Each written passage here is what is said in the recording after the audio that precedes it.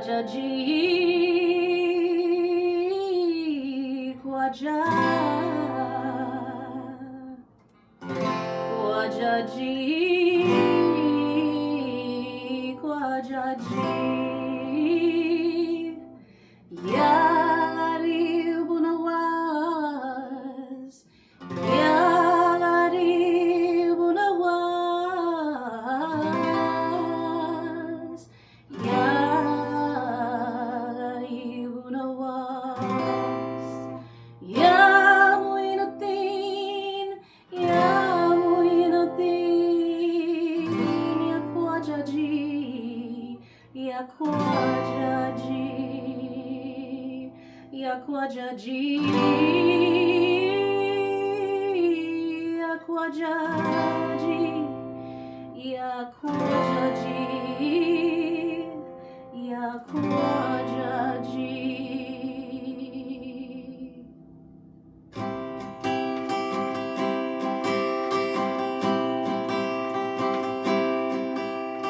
Khwaja mere Khwaja, dil mein samaja, Shahuga Shatu, Alika Dula Ara. Khwaja mere Khwaja, dil mein samaja, Shahuga Shatu, Alika Dula Ara. Khwaja mere Khwaja, dil mein samaja, Khwaja mere Khwaja, dil mein samaja,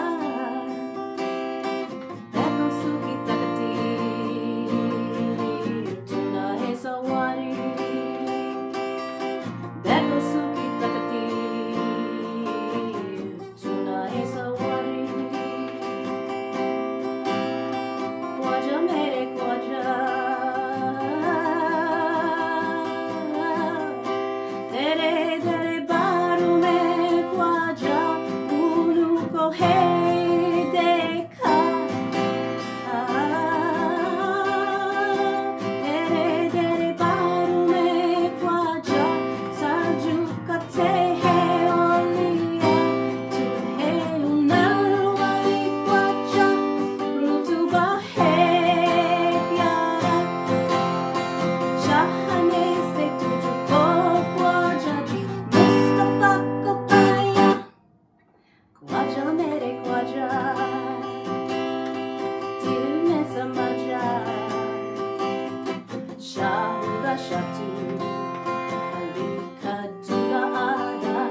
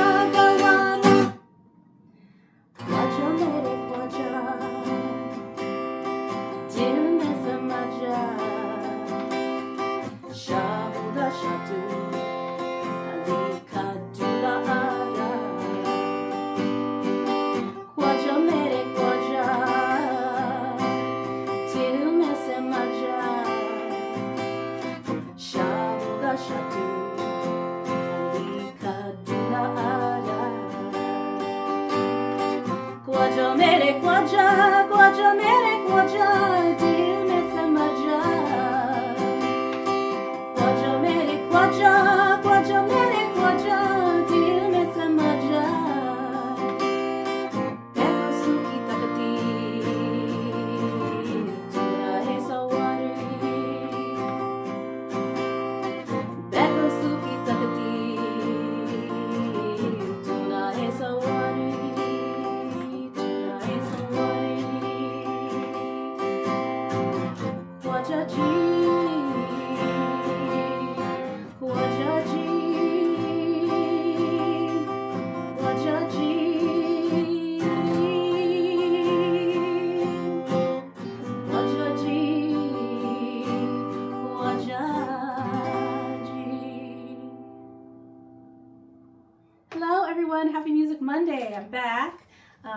That took a lot of recording because that's the first time I've ever sung a Hindi song, guys. So I have been obsessed with Bollywood movies since 2005 when my parents and I went to go see Bride and Prejudice, which is a Bollywood spinoff of Pride and Prejudice starring Aishwarya Rai, who I fell in love with. She is so gorgeous. And I just super got into Indian culture, and especially the clothing. It was just so colorful and bright, and I love musicals, so there's a lot of singing and a lot of dancing, and of course I love the sounds of, I love Middle Eastern sounds, and I love the Indian sounds as well. For those of you who haven't heard my ambient spring music video that I put out a month or so ago, check that out. It does have an Indian song, and I just adore those what am I thinking of? Those keys, I can't think right now, guys. But anyways, the chord progressions is what I'm thinking of the music. Anyways, so go check that out. But Khwaja Mere Khwaja is a song by A.R. Rehman, and he does a lot of Bollywood movie scores, compositions, the music or whatever.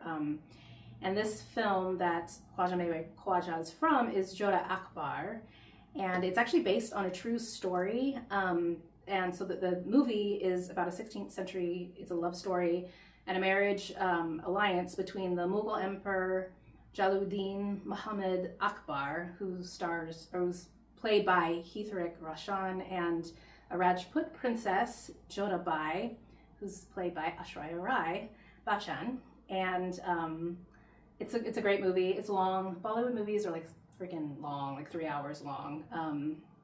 But it's really good. I just love just all the jewelry and the bling. It's just so great. As you can see, I'm wearing an Indian dress today, guys, and there's a lot going on here, a lot of sparkles, and I just love that kind of stuff. So anyways, yeah, it's a romance, epic. It's just like very long. And, based on this true story, Jalaluddin actually allows Jodha Bai to keep her Hindu faith. That was something that she wanted when she agreed to get married to him. And she didn't want to convert to Islam, which the Mughal Empire was mostly Muslim. And so the Mughal Empire derived from the Persian Empire, who came down and kind of conquered the area of northern India and settled there, and that's how the Mughal Empire came about. But anyways, yeah, so it's just a story about him, having his tolerance for her faith and kind of, exploring what she's passionate about in her faith.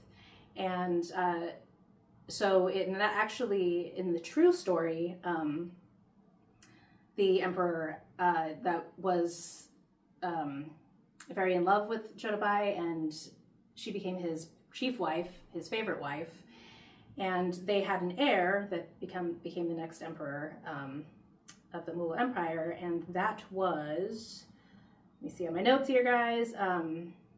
So Emperor Jahangir, and and her name, so she went by a different name. They kind of changed her name from Jodha Bai to Miriam Uzamari.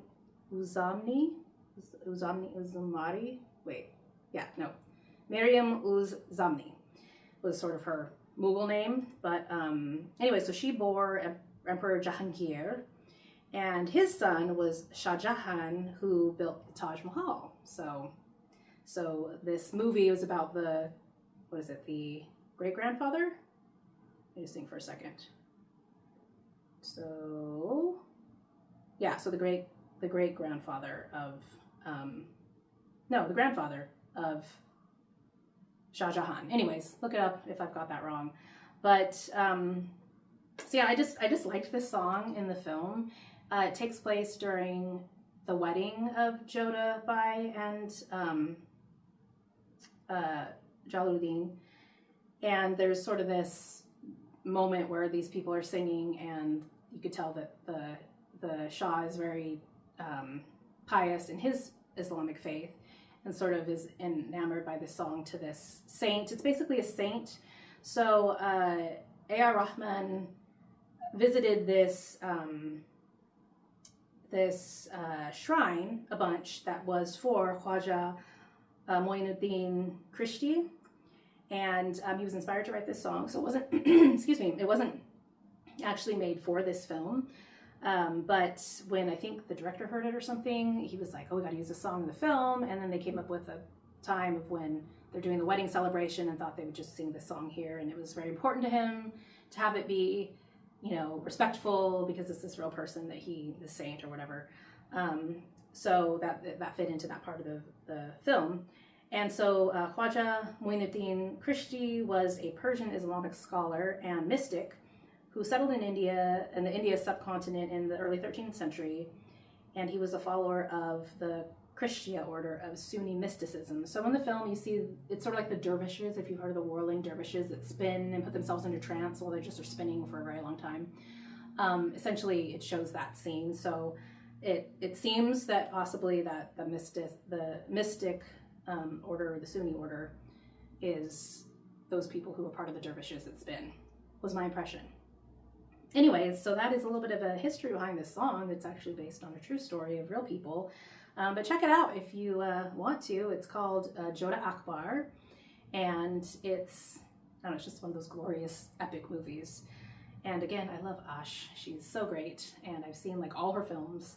So other than that, yeah, I thought this song was kind of fitting for the times that we're in with the issues going on with India and Pakistan, and how that's been a conflict for centuries. And I mean, kind of back to this time where you have the Islamic and the Hindu side of things. And, you know, I mean, it was great to see that Shah Jalaluddin was able to accept his wife and make her his first wife and his most beloved wife, who carried on their wow, my brain isn't working, guys, who carried on the line of emperors reigning from her, and he was able to be accepting of her faith. And, you know, I know faith is an important thing to a lot of people, and it's just sad to see when people destroy themselves over it, but it's also something that's so core in these, especially in these cultures, that it's hard to, I mean, it is everything. They believe it, and it's you know, it's not just little disputes that we sometimes have, you know, even here with the politics and, you know, oh, this person supports Trump, this person doesn't. And, you know, these kind of divides that become pretty personal to people to the point where it really tears things apart. When you put faith into it, it's a whole nother thing, because it's not just these presidents that, you know, are in office for 4 years and then we can vote on a new one or whatever. This is about their belief in God and their belief in, just in eternity, and that what they do here makes a difference in eternity. So it's hard to fight against those ideologies. And so when it comes to wars based on religion, it's not really something easy that you can come into and say, hey, everyone just get along, especially if they have these beliefs that are like, you're wrong, or you're, you know, or that if defeating these people, it earns them rewards in heaven or whatever. So it's sad. And it's something to try to like pull back, and it's hard to kind of respect, you know, for some things, but then, you know, you have to kind of at least have an understanding of where these people are coming from, and their views and their values may be different from yours, but these are going back thousands of years, and of people that are very passionate about their beliefs and their faith. And so for someone like me, who's a Christian, I can understand the passion that one would have wanting to stick to their beliefs and follow it.